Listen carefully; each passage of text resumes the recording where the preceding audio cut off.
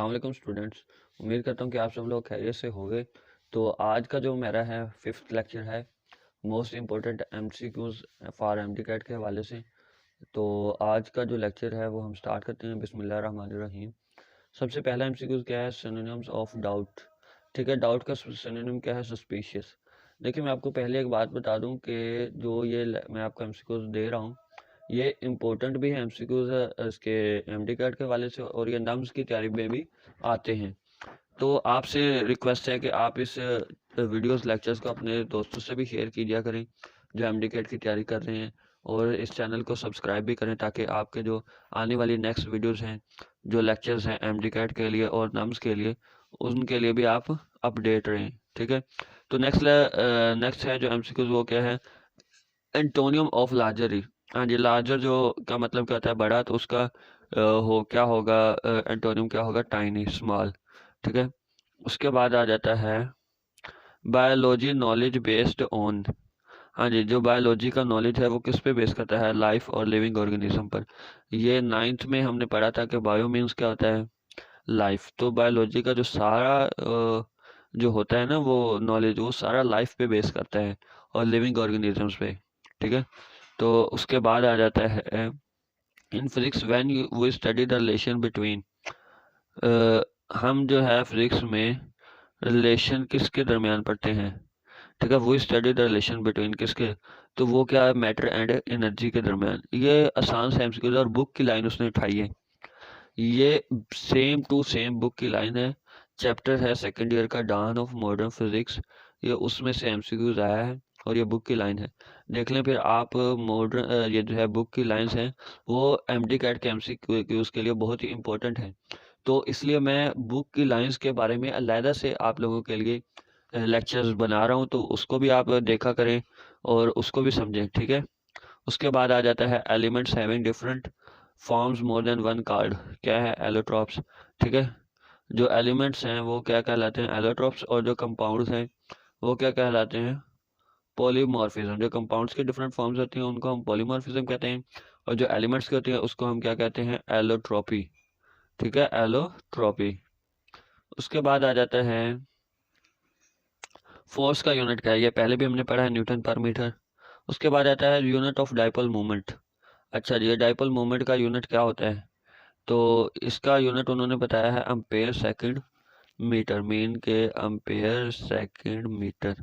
ये किसका यूनिट है? डाइपोल मोमेंट का। ये आपने याद रखने हैं, ये भी मोस्ट इंपॉर्टेंट एमसीक्यूज है। ठीक है, उसके बाद आ जाता है विस्कोसिटी का यूनिट क्या है? विस्कोसिटी का यूनिट है न्यूटन सेकंड पर मीटर स्क्वायर। न्यूटन सेकंड पर मीटर स्क्वायर, ये भी आपने याद रखने हैं। उसके बाद आता है रोज बिलोंग्स टू।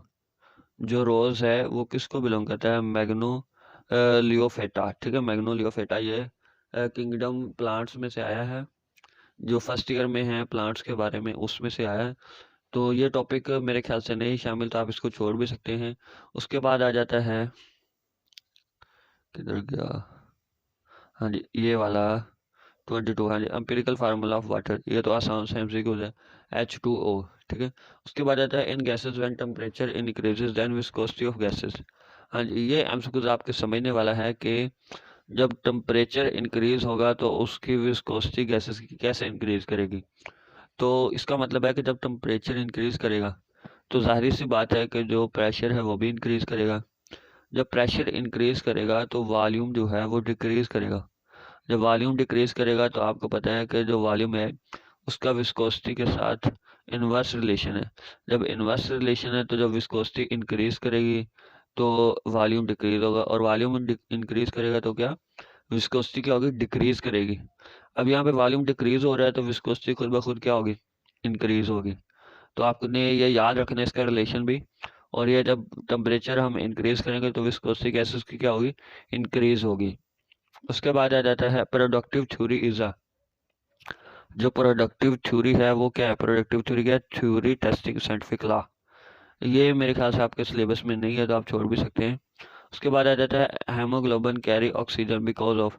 हाँ जी, हेमोग्लोबिन ऑक्सीजन को कैरी क्यों करता है? Haemoglobin molecules change shape. हाँ जी, haemoglobin molecule because of haemoglobin molecules change shape. ठीक है, उसके बाद आ जाता है which organism obtains direct light for energy. ये भी सेकेंड ईयर का टॉपिक है बायोलॉजी का, इकोसिस्टम में से है ये। तो उसमें क्या कहा गया है, which organism obtain direct sunlight for energy. तो वो कौन से होते हैं, फाइटोप्लैंक्टन। ठीक है, फाइटोप्लैंक्टन होते हैं और साथ में जू प्लैंक्टन भी होते हैं, लेकिन वो डायरेक्ट एनर्जी नहीं हासिल करते, वो दूसरों पे डिपेंड करते हैं।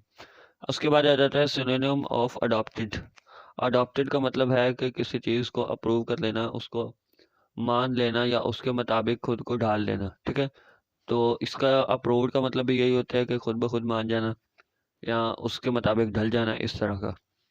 उसके बाद आ जाता है which scientist played important role in the periodic table. हाँ जी, पीरियोडिक टेबल में सबसे इम्पोर्टेंट रोल किसका था, तो डिमिट्रिक मेंडलीव का है।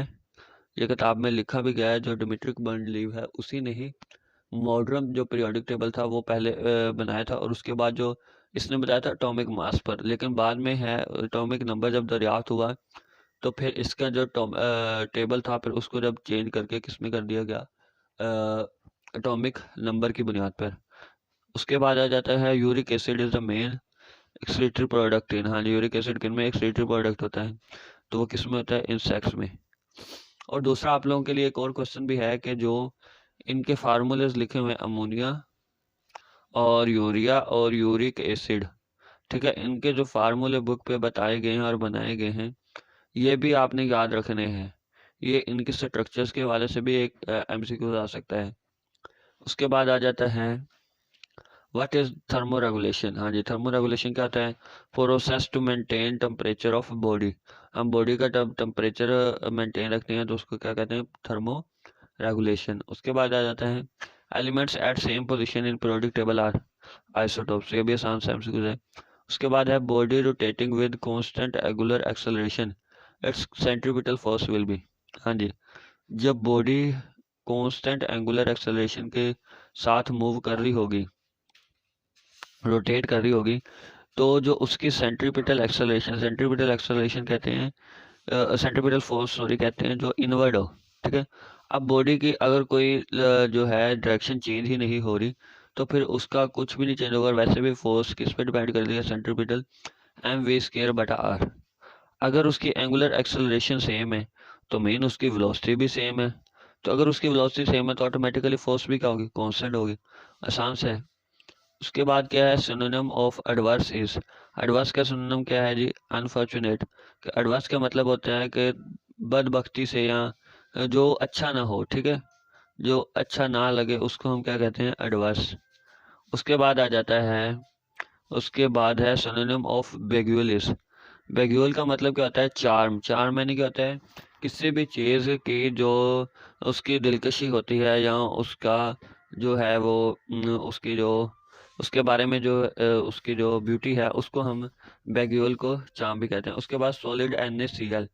क्या है जी, सॉलिड NaCl इंसुलेटर है। ठीक है, तो ठीक है, उम्मीद करता हूँ कि आप लोगों को ये लेक्चर समझ में आया होगा। आज का लेक्चर हम यहीं पे कंप्लीट करते हैं, और आपसे फिर दोबारा मैं यही कहूँगा कि आप ये जो लेक्चर्स मैं दे रहा हूँ इनको अपने दोस्तों के साथ शेयर भी करें, और उनसे भी कहें कि ये चैनल सब्सक्राइब कर लें ताकि उनको भी इंफॉर्मेशन मिलती रहे। तो अल्लाह हाफिज़।